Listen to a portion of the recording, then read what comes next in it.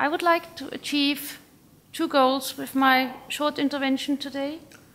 First of all, I would like to inform you what the European Investment Bank can do to foster green growth in that region. And secondly, how you can benefit from the multitude of finance that is available to bring your projects forward.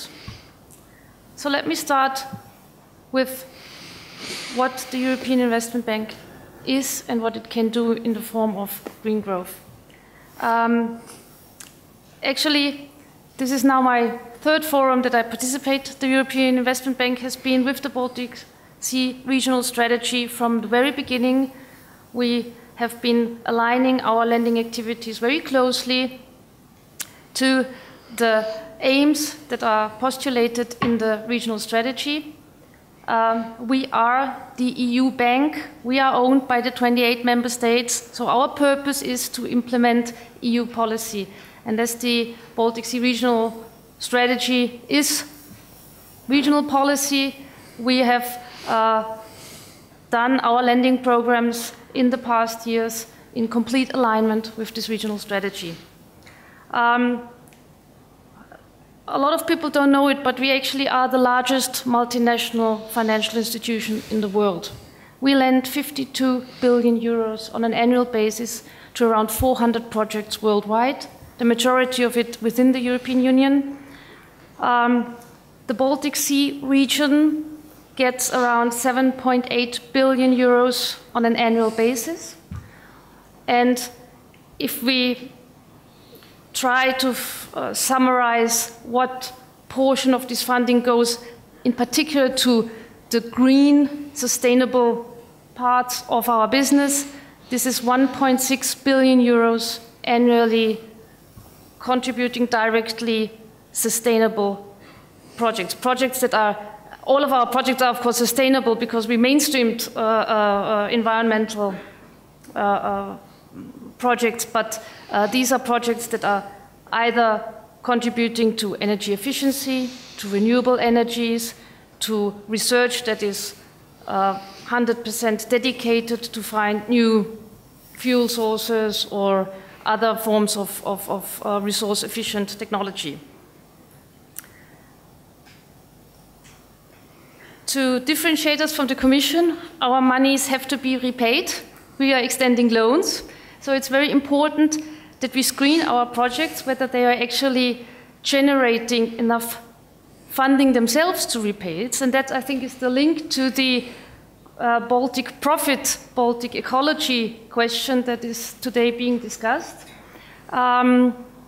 Because there is a lot of activity whereby environmentally sound projects actually generate profit.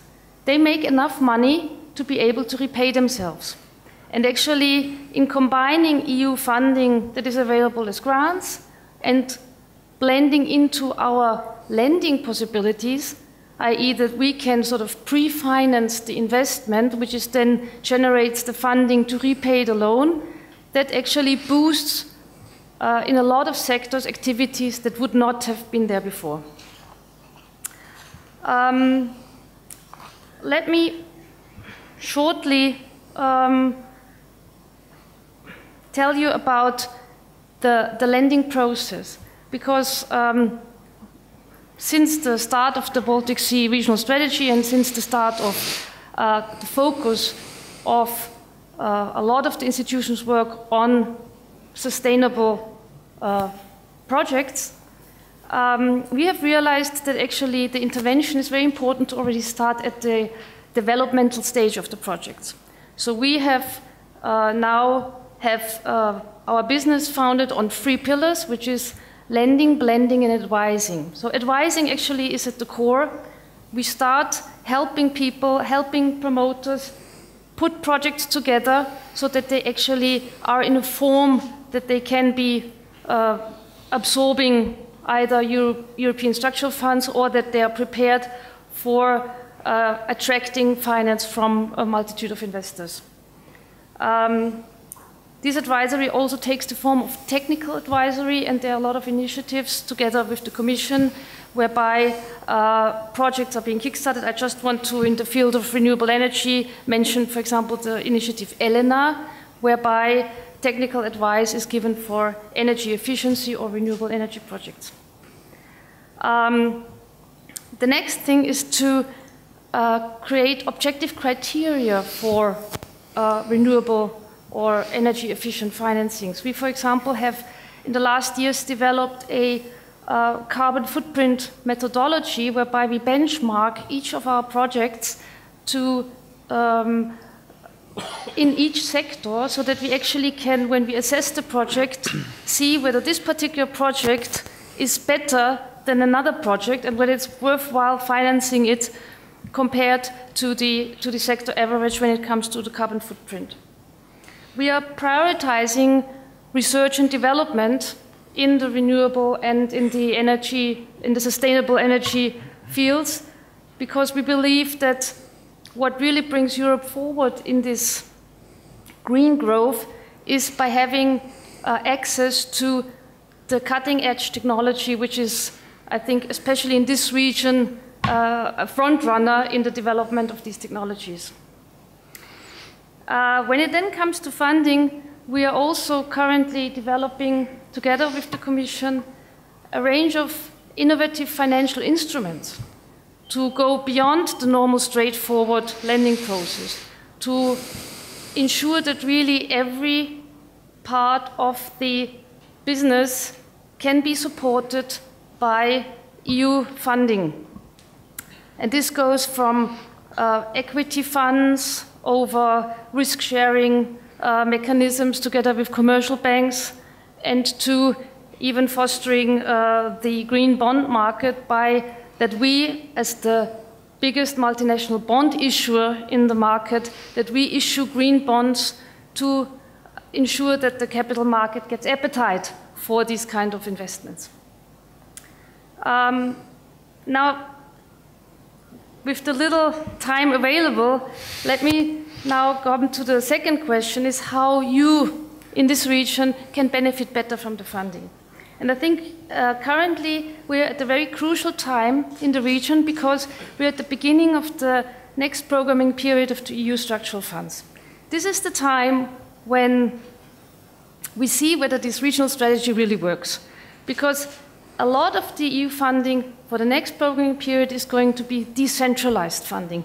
That means there will be funding, structural funds available on the regional level.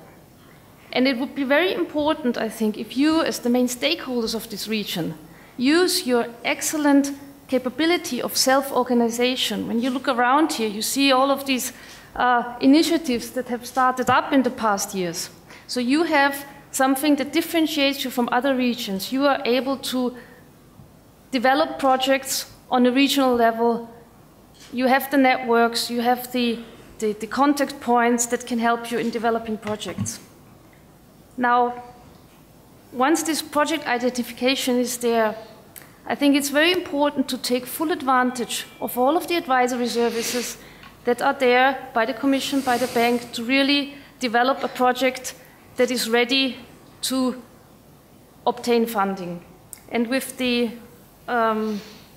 despite the multitude of funds that are going to be available from the Commission and from the EIB in the next period, knowing that the financial crisis has left its mark on our public finances, it will be essential to get the private sector involved in the projects that are profitable and that can be carried out by the private sector.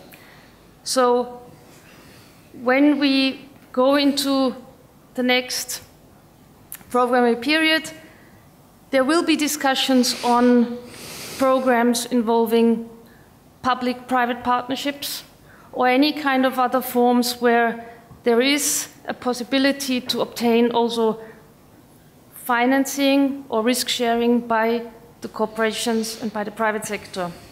And I think it is very important, if you develop a project, that you get the structure and the participants right from the very moment. And there are a lot of help being provided on a regional level in the Baltic Sea region. So it's advisory, it's cooperation with the private sector, and then I think it's the blending between the structural funds that are available from the Commission, plus our long-term attractive funding that will ensure that the green projects that you are about to launch are going to be a success and are going to create jobs and employment in this region, and that will make this region even more competitive and at the front of the European development. Thank you very much.